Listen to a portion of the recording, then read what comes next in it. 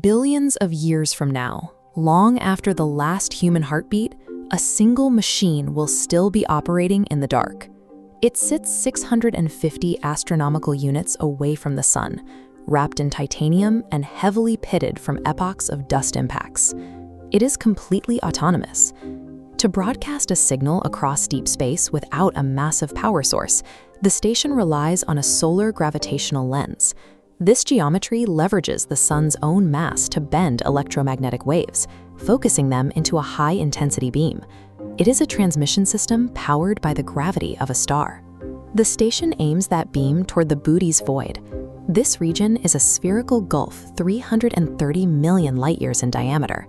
Though a volume this size should contain over 2,000 galaxies, Bootes contains roughly 60. It is a region of almost total emptiness. The station has maintained this exact broadcast for over 4 billion years. To date, its sensors have never detected a return signal. As the station's internal logs record, "We are speaking into the dark, simply to prove that we once had a voice." This machine will likely outlast the memory of its creators. Its hardware is a silent monument to a species that built for eternity because they knew they could not survive it.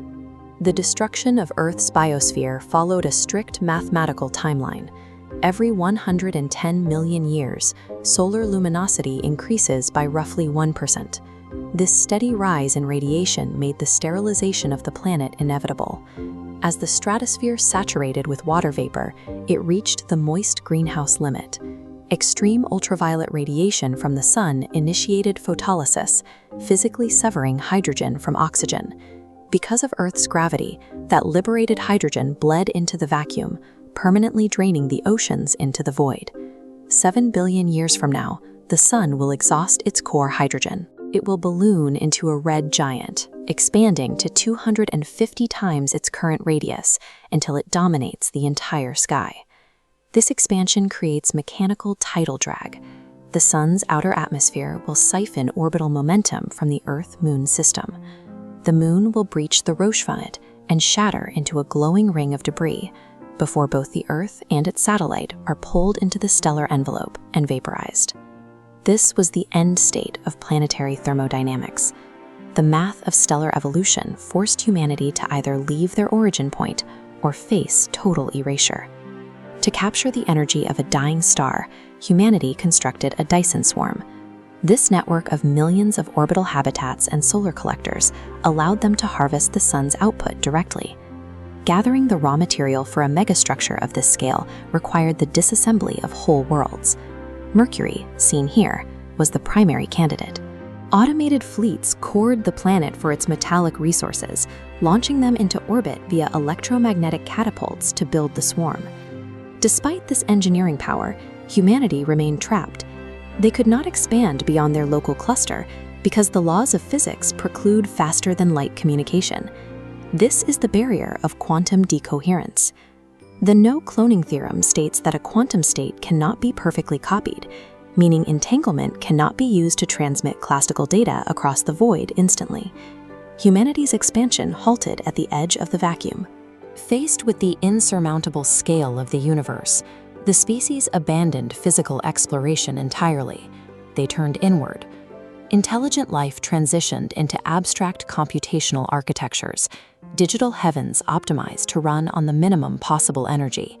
They left the physical universe behind for an existence of digital hibernation. Even these structures eventually decayed.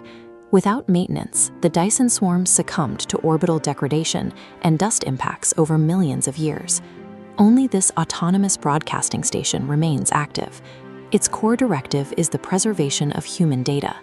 The station stores the collective history of the species on 5D optical quartz crystals.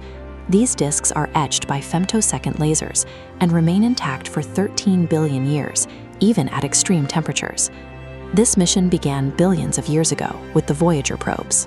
In 1977, humans mounted this golden record to a titanium hull, hoping it might one day serve as a message for another civilization.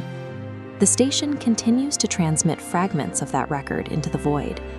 It broadcasts the genetic sequences of Earth's flowers, mathematical diagrams, and the music of Chuck Berry. But after eons, The archives are beginning to fracture. The blues of blind Willie Johnson is now a ghost of itself, distorted by bit crushing and spectral decay. The station is broadcasting the art of a dead species to a universe that lacks the physical mechanisms to receive it. It is a signal being sent to a graveyard. Trillions of years into the future, the universe enters the dark era. Star formation has permanently ceased.